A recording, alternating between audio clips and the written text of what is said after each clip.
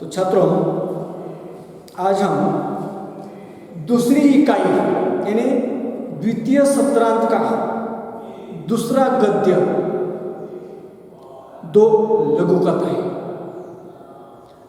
इसके रचनाकार नरेंद्र छाबड़ा। तो नरेंद्र छाबड़ा जी ने यहां पर दो लघु कथाएं दी है। एक है कंगाल और दूसरी है सही उत्तर। तो आज हम नरेंद्र छाबड़ा जी द्वारा रचित कंगाल इस लघु कथा का अध्ययन करेंगे।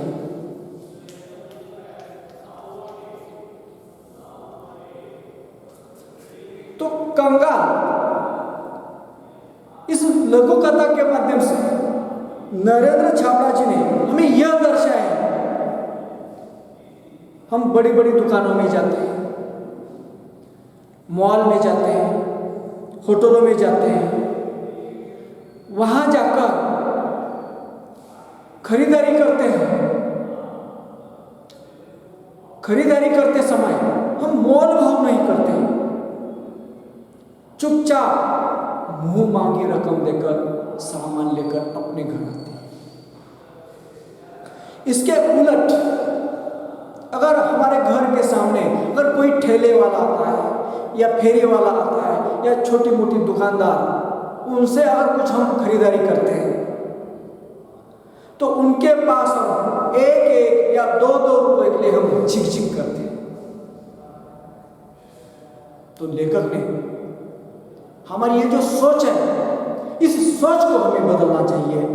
इसका वर्णन कंगाल इस कहानी के माध्यम से नरेंद्र छाबड़ा जी ने किया। तो छात्रों, नरेंद्र छाबड़ा जी जाने माने एक कथाकार हैं। कहानियों के साथ साथ आपने बहुत सी लघु कथाएं भी लिखी। आपकी लघु कथाएं विभिन्न पत्र पत्रिकाओं में नियमित रूप से स्थापित होती है। तो नरेंद्र छाबड़ा जी की जो लघु कथाएं हैं, तो ये पत्र और पत्रिकाओं में नियमित रूप से स्थान पाती है, यानी नियमित रूप से प्रकाशित हो रही है। तो नरेंद्र छाबड़ा जी की जो कृतियां हैं, मेरी चुनिंदा लघु कथाएं, जो उनकी कृतियां हैं। तो छात्रों, कंगाल और सही उत्तर नरेंद्र छाबड़ा जी ने मेरी चुनिंदा लघु कथा के माध्यम से दी गई है। दोनों कहानी गद्य संबंधी यहाँ दो लघु कथाएं दी गई है। प्रथम लघु कथा में लेखक ने यह दर्शाया है कि जब हम बड़ी दुकानों में, मॉल, होटल में जाते हैं तो कोई मोल भाव नहीं करते, चुपचाप पैसे दे सामान ले चले आते। इसके उलट जब हम रेहड़ी वालों, फेरी वालों से सामान खरीदते हैं तो मोल भाव करते हैं। हमें इस सोच से बचना चाहिए। दूसरी लोक कथा में लेखक ने रिश्वतखोरी, भ्रष्टाचार पर करारा व्यंग किया है। यह लेखक ने दर्शाया कि सत्य का पालन ही लक्ष्य तक पहुंचने का सहायक होता है। तो छात्रों, आज हम कंगाल इस कहानी का अध्ययन करेंगे। तो देखिए कंगाल, तो दो लोक कथा ये पूरक पठन है। इसमें पहली लघु कथा है कंगाल। तो देखिए, इस वर्ष बड़ी भीषण गर्मी पड़ रही थी। दिन तो अंगारे से तपे ही रहते थे, रातों में भी लू और उमस से चैन नहीं मिलता था। सोचा इस लिजे और घुटन भरे मौसम से राहत पाने के लिए कुछ दिन पहाड़ों पर बिताए। भीषण का शब्द है, भीषण। भीषण यानी छात्रों, भीषण यानी भयानक, भीषण यानी भयानक। अगला शब्द है, अगला कड़ी शब्द है चैन।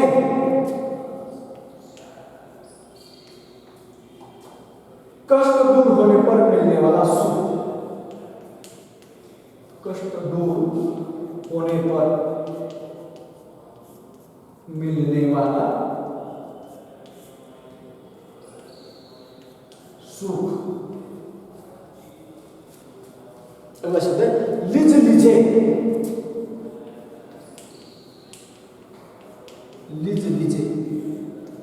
लिजे ने सिलन भरा, सिलन भरा।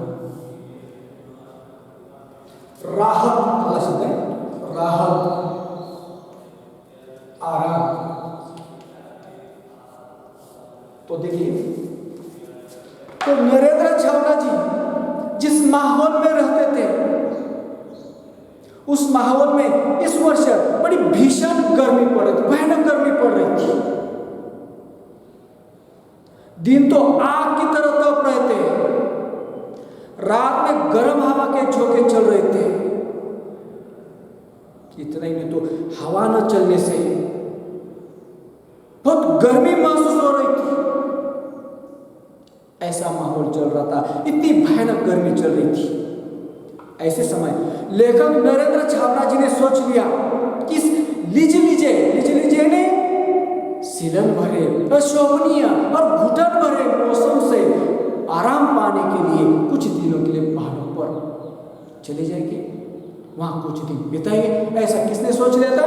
नरेंद्र छावड़ा जी। इतनी भयानक गर्मी थी, इस गर्मी से छुटकारा पाने के लिए लेखक ने क्या सोच लिया था? पहाड़ी प्रदेशों पर कुछ दिन बिताने की बात उन्होंने सोच ली थी। अगले सप्ताह ही पर्वतीय स्थल की यात्रा पर निकल पड़े। 2-3 दिनों में ही मन में सुकून सा महसूस होने लगा था। वहाँ का प्राकृतिक सौंदर्य, हरे भरे पहाड़ गर्व से सीना ताने खड़े, दीर्घता सिद्ध करते, वृक्ष पहाड़ों की निरवता में हल्का सा शोर कर अपना अस्तित्व सिद्ध करते, झरने मन बदलाव के लिए पर्याप्त थे। कठिन शब्द, नीरवता।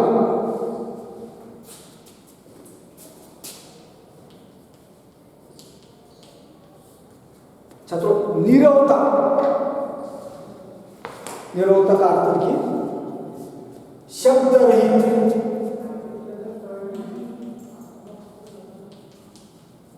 शब्द रहित, नीरवता यानी शब्द रहित। अगला शब्द है सुकून। सुकून यानी शांति, सुकून यानी शांति। दीर्घता,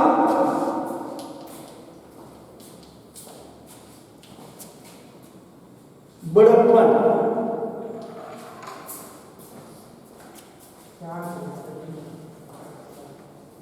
तो देखिए छात्रों, तो लेखक ने गर्मी से राहत पाने के लिए पर्वतीय क्षेत्र पर कुछ दिन बिताने की बात सोच ली थी। यह सोचकर अगले सप्ताह में ही लेखक नरेंद्र छावड़ा जी पर्वतीय स्थल की यात्रा पर निकल पड़े। 2-3 दिनों में ही उन्होंने अपने मन को सुकून पा लिया, यानी शांति महसूस करने लगी। वहां का प्राकृतिक सौंदर्य, वहां के हरे भरे पेड़, हरे भरे पर्वत सीना ताने हुए खड़े थे, और वहां के जो पेड़ पौधे अपना बड़प्पन दिखा रहे थे, और वहां की पहाड़ों की जो नीरवता में हल्का सा शोर अपना अस्तित्व सिद्ध कर रहा था। इतना ही नहीं, तो वहां के जो झरने हैं, ये झरने लेखक के मन में बदलाव लाने के लिए पर्याप्त थे। बदलाव यानी परिवर्तन। तो इस प्रकार नरेंद्र छावड़ा जी मन को सुकून पाने के लिए पर्वतीय क्षेत्र पर चले गए थे, और वहां जाकर उन्होंने 2 या 3 दिनों में अपने मन को सुकून पा लिया था। उस दिन शाम के वक्त झील किनारे टहल रहे थे। एक भुट्टे वाला आया और बोला, साहब भुट्टा लेंगे? गरम गरम भूनकर मसाला लगा कर दूंगा। सहज ही पूछ लिया, कितने का है? 5 रुपए का। झील प्रदर्शित करो। जिले ने प्राकृतिक जलाशय, जिनका क्या होता है छात्रों? प्राकृतिक जलाशय। भुट्टा, भुट्टा यानी मक्का। मक्का एक क्या है? अनाज है, जिसे हम भून कर खाते हैं। मिर्च मसाला नमक लगाकर भुट्टे को खाते हैं, उसे हम मक्का बोलते हैं। तो देखिए, लेखक उस दिन शाम के समय झील के किनारे टहल रहे थे। शाम का समय हुआ था और प्राकृतिक जलाशय के पास से वे टहल रहे थे। इतने में लेखक के पास एक भुट्टे वाला आ गया और भुट्टे वाला आकर लेखक से अपनी बोली भाषा में लेखक से कह रहा था, साहब भुट्टा लेंगे, गरम गरम भूनकर मसाला लगा कर दूंगा। यह सुनकर लेखक ने सहज भाव से भुट्टे वाले से सवाल किया था, कितने का है? तब भुट्टे वाले ने उत्तर दिया, 5 रुपए का है। तो भुट्टे वाले की दृष्टि से एक भुट्टे की कीमत कितनी थी? 5 रुपए। आगे क्या 5 रुपए में एक भुट्टा? हमारे शहर में तो 2 रुपए में एक मिलता है, तुम 3 ले लो। तो छात्रों, यह वाक्य किसने किसे कहा? क्या 5 रुपए में एक भुट्टा, यह वाक्य किसने किसे कहा? तो छात्रों, यह वाक्य लेखक नरेंद्र छाबड़ा जी ने भुट्टे वाले से कहा। छात्रों, परीक्षा में ऐसा प्रश्न पूछा जाता है, वाक्य दिया जाता है, क्या 5 रुपए में एक भुट्टा? निम्नलिखित वाक्य किसने किसे से कहा है? इसका उत्तर कैसे लिखना है?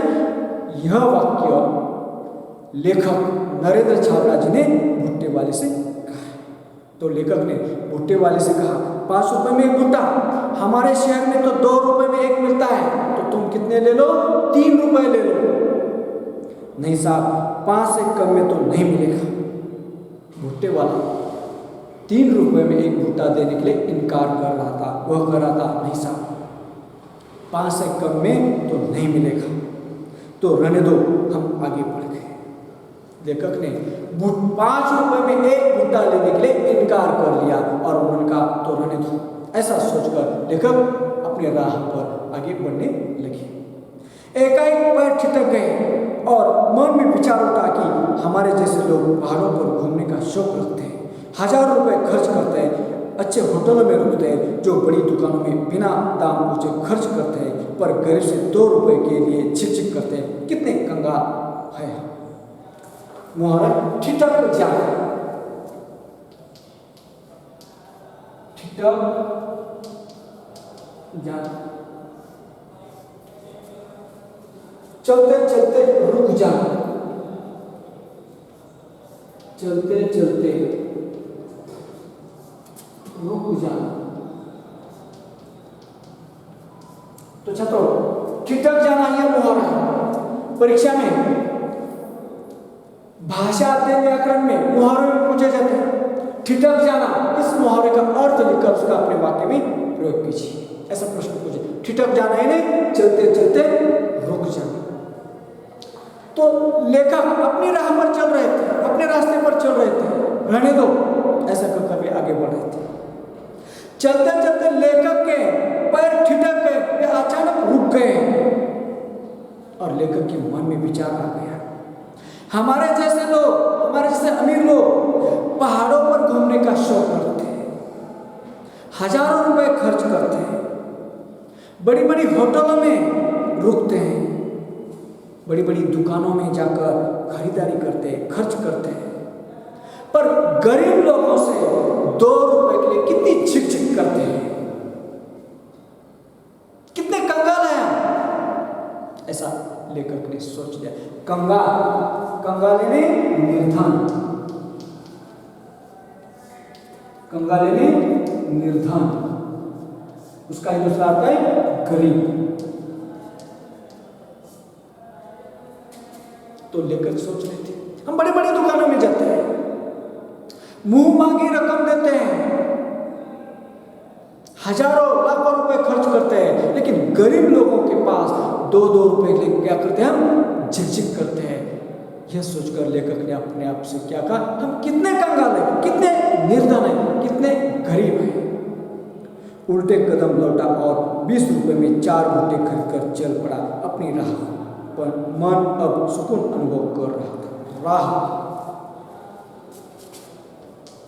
राह यानी मार्ग, रास्ता। तो लेखक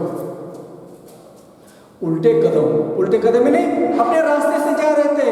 फिर से वे वापस भुट्टे वाले के पास आ गए और भुट्टे वाले के पास आकर 20 रुपए में 4 भुट्टे नरेंद्र छाबड़ा जी ने खरीद लिए और खरीद कर उन्होंने अपने मन को सुकून पा लिया।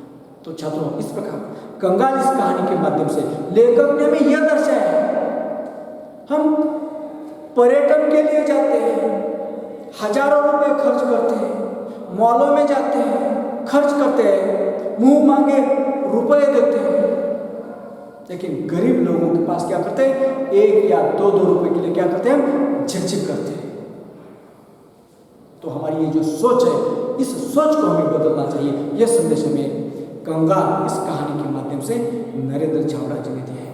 तो छात्रों, कल हम सही उत्तर नरेंद्र छाबड़ा जी की जो दूसरी लघु कथा है, वह सही उत्तर का कल हम अध्ययन करें।